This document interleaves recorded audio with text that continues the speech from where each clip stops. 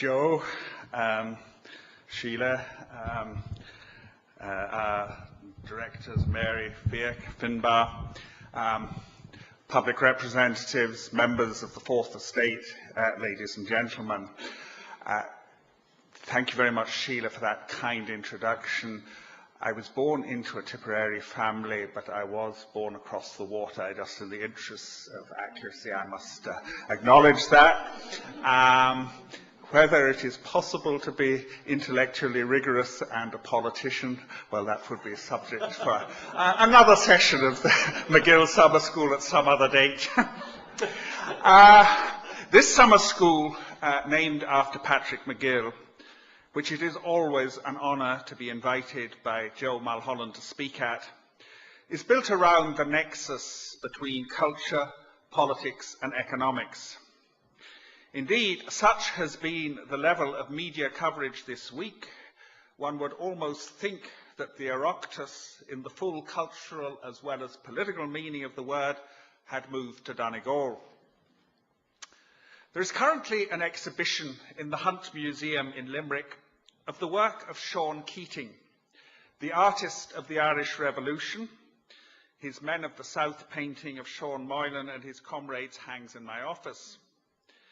Keating was also someone who depicted the building up of the new state, notably in his pictures of the Shannon scheme at Ardnacrusha. In an article written in 1924, he captured the sober pessimism of his time and of ours when he wrote, "We ignore our national assets and proclaim our bankruptcy on the housetops." There is a danger in times like these that we focus almost exclusively on the negatives. The retrenchments that have undoubtedly to be carried out to keep ourselves afloat, rather than the possibilities we have of expanding creativity.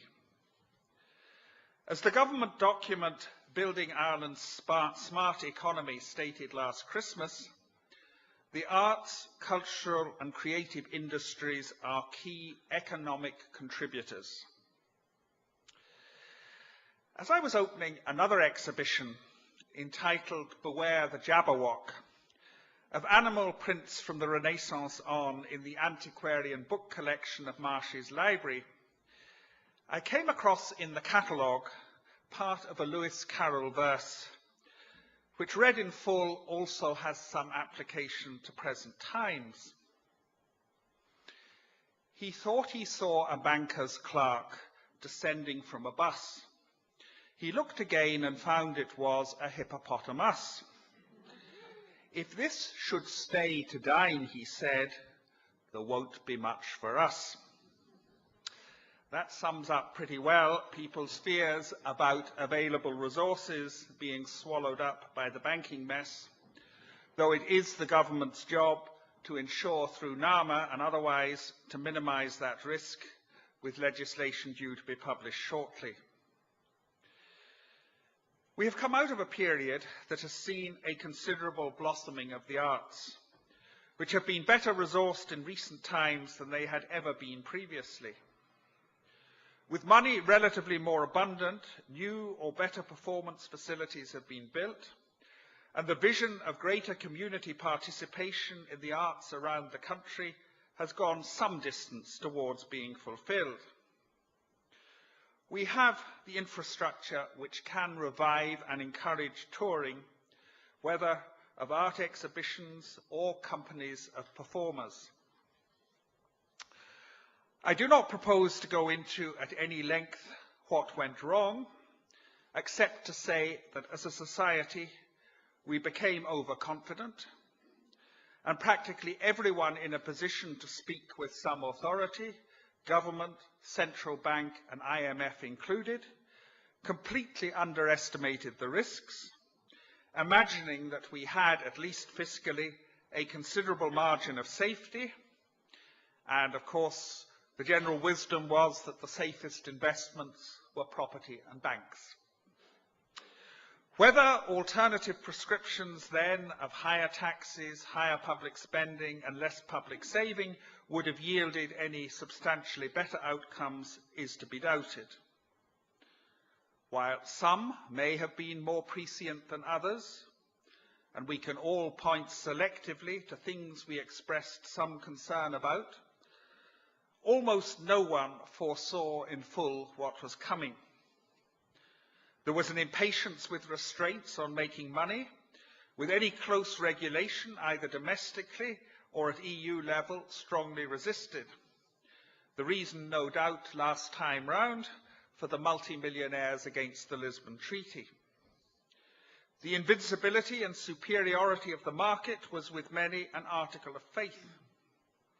Yet today, the much despised and formerly redundant state and multinational organisations can barely cope with the flood of casualties from the sharpest economic contraction in 80 years. In the words of the Comte de Ségur, commenting on the failure of the privileged class to anticipate the French Revolution, a carpet of flowers covered the abyss, which might not have opened up to anything like the extent experienced, but for worldwide factors compounding the domestic ones. 50, 100 years ago, we were an infinitely poorer country. Yet the principal justification for our independence, for more than half a century preceding it, and for at least a generation subsequent to it, was Ireland's cultural distinctiveness. Indeed, Article 1 of the Constitution, unaltered in 1998, affirms not only the right of the Irish nation to self-determination, but also the right to develop its life, political, economic and cultural, in accordance with its own genius and traditions. And these traditions, still being renewed today, go back some thousands of years to the passage graves of Brú na Báine with their stone decorations, examples of which I saw last Friday visiting the cairns of Lough Crew in northwest County Meath. Today, in the 21st century, we would amplify in both a domestic and global context cultural distinctiveness by linking it to the concept of cultural diversity.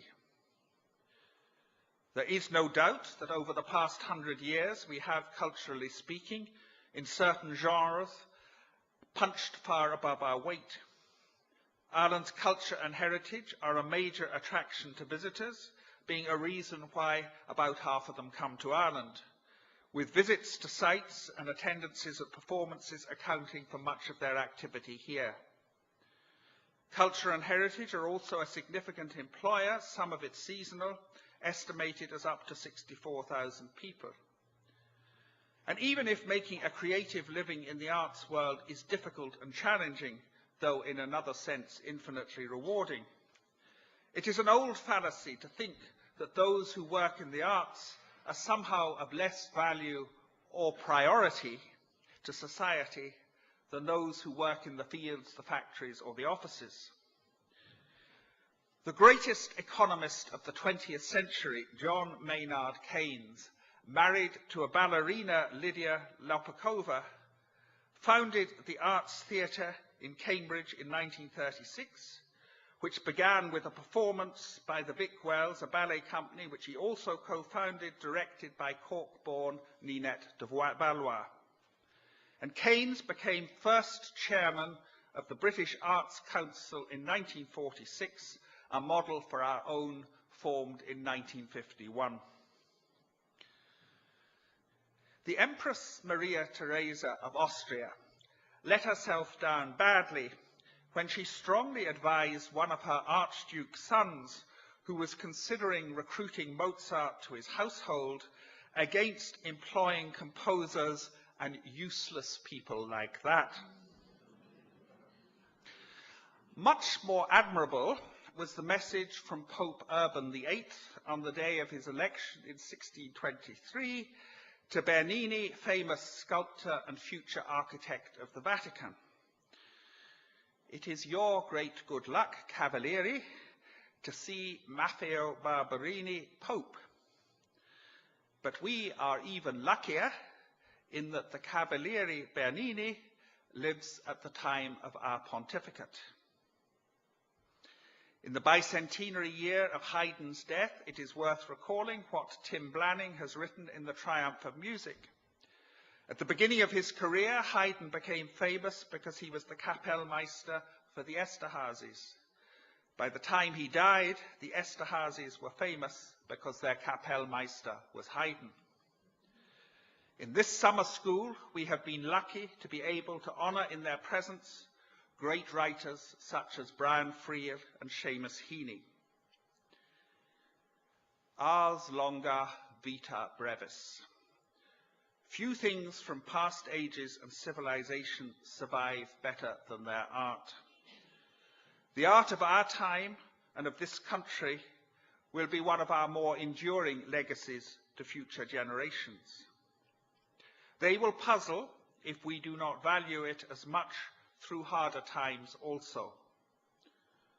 Of course, in the current difficult situation, the chill winds of reduced personal incomes and reduced government support are being experienced by those working in the arts, as in every other sphere, with undoubtedly more to come.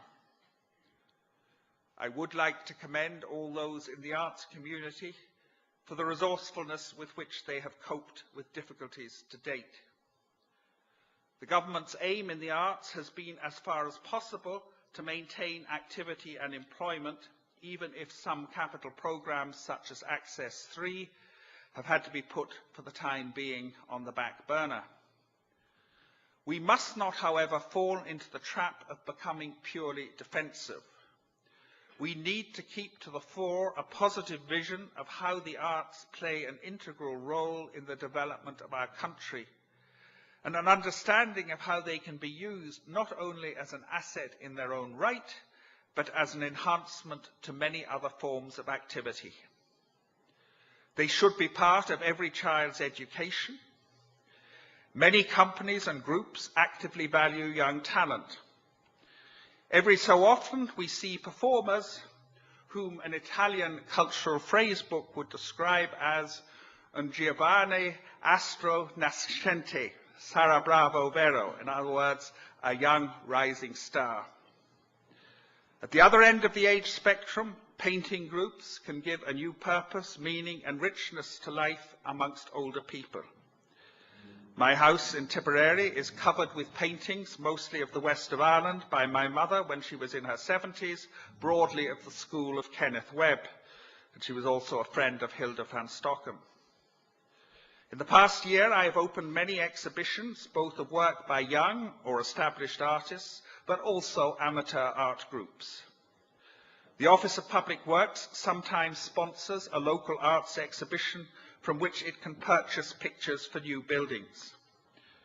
OPW are putting many of our heritage buildings, where suitable, at the disposition of festivals, helping them to keep down their costs, as well as providing them with venues that people are attracted to, but also giving them a greater sense of public ownership of historic properties belonging to the state.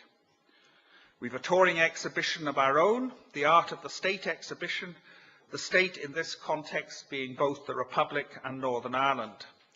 And I will be opening this year's exhibition in Port Stewart in early September, and Clonmel in the autumn. This year it features portraits. The artistic retreat at Anna McCarrig, already mentioned, in County Monaghan, which is maintained by OPW, is managed jointly by the two arts councils, North and South. And I had dinner there with the Northern Ireland Arts Council earlier this year, from which good ideas flowed, some of them since being implemented. Culturally, there are no borders. Kulturkampf is as redundant as armed struggle, even though an older Ernie O'Malley once inverted Hermann Goering by saying, "When I hear talk of guns, I reach for my culture." National cultures are receptive to other influences and sometimes contribute something that can be appreciated far away. There are overwhelming cultural reasons, in addition to the political and economic ones, for continuing to belong as a fully committed member to the European Union and not becoming, in the apt words of David O'Sullivan, a Director General with the EU Commission speaking earlier this week, a non-playing member. The Director of the Irish College in Paris, Sheila Pratchka, was in with me earlier this week. I didn't know she was going to chair this session either. And I would be sorry if the type of exchanges that were fostered when I joined the Department of Foreign Affairs 35 years ago by the Cultural Relations Committee and latterly Culture Ireland were to fall a victim to current financial circumstances. Things we somehow managed to afford when we were poor ought to be sustainable even at a reduced level in current turbulence. In 1773, some years before the French Revolution, the Controller General of Finances, a tough-minded cleric called the Abbé Terray, who was trying to pull the state's dilapidated finances together, wanted to demolish one of the most famous royal chateaux of the Loire at Chambord as an economy measure. Luckily, the intention was never carried through. Any reorganizations and rationalizations that we have to carry through should be proportionate and recognize, respect, and appreciate the component identities and contributions of valuable institutions and ensure that they are not written off wholesale. In the 35 years I have been in one form or another a public servant, the arts, like science and a number of other policy sectors, have been part of a variety of departmental configurations. Charles Haughey took a particular interest in the arts and did much for them, but his successors gave them a department of their own. They are important enough to need to be represented directly at the government table, naturally grouped with a selection of related responsibilities. And I personally have greatly enjoyed being able to play a backup role to Minister Martin Cullen, going to many of the things I have always enjoyed attending, only more. A younger party colleague informed me in the lift a few months ago that there are no votes in the arts, compared presumably to mass sporting events.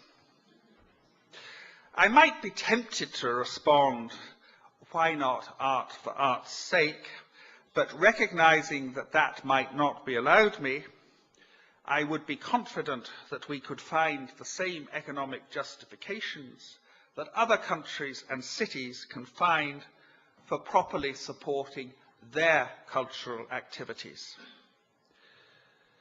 I am looking forward to seeing the Rivals in the Abbey Theatre on Tuesday. And may I impart with the same confidence as Mrs. Malaprop that despite having to make hard choices on diminished arts funding, the government will not turn out to be as headstrong as an allegory on the banks of the Nile.